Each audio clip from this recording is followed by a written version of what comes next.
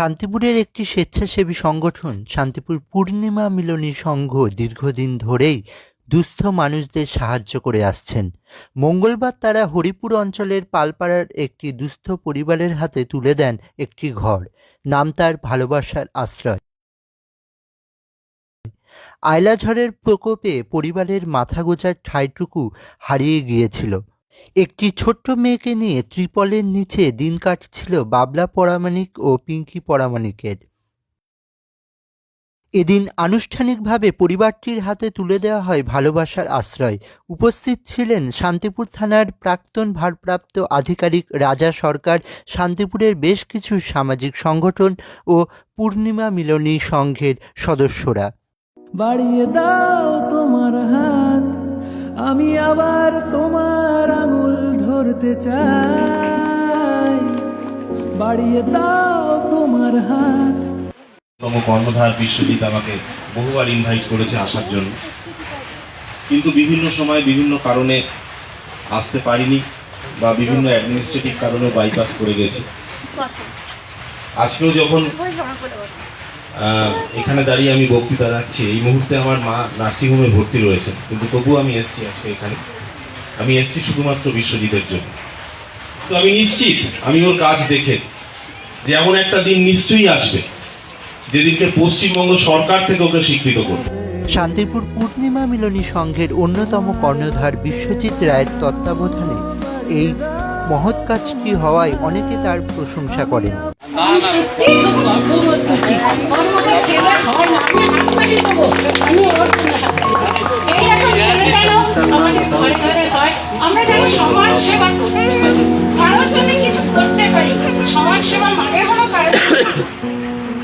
ধন্যবাদ জানাই গান্ধা টিভিকে।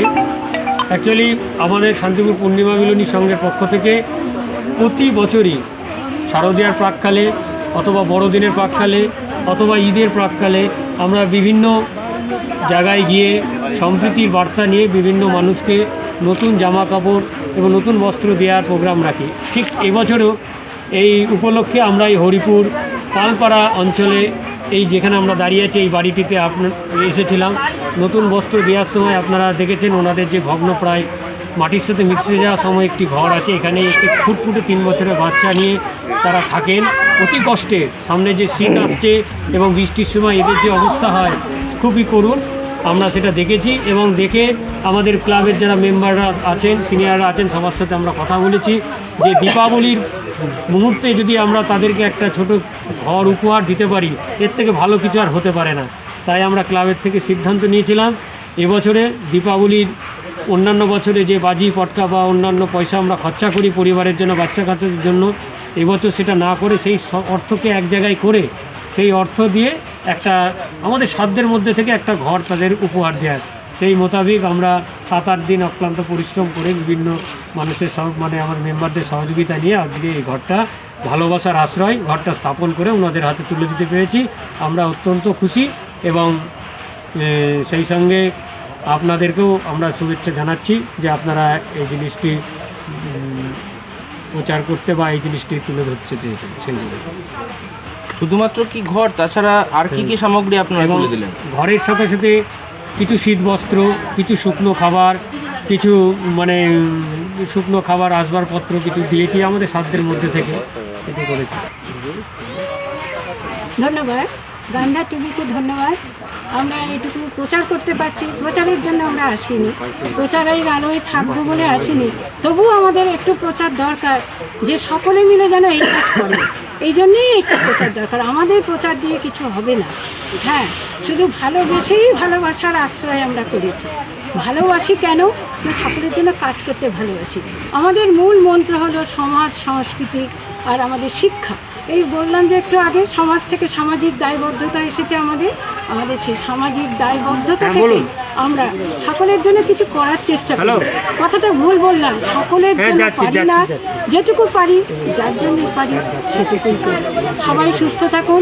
এই অতিমারী আবহে আমরা সকলকে নিয়ে এইটুকু যে করতে পেরেছি এর জন্য আমরা সত্যিই গর্বিত, যেন আগামী দিনে আমরা আরও সকলকে নিয়ে আরও বেশি কিছু কাজ করতে পারি।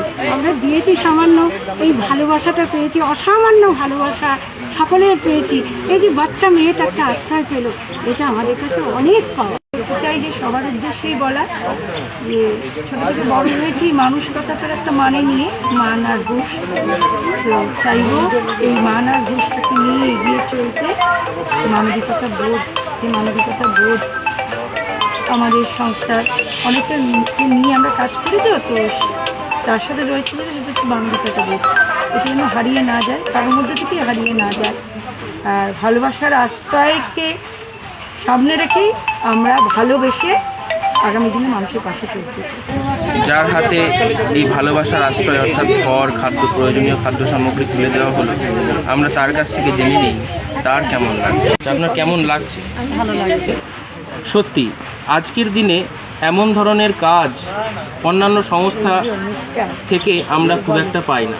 এক দৃষ্টান্ত, ভালোবাসা দিয়ে মানুষকে জয় করা, ভালোবাসার আশ্রয়।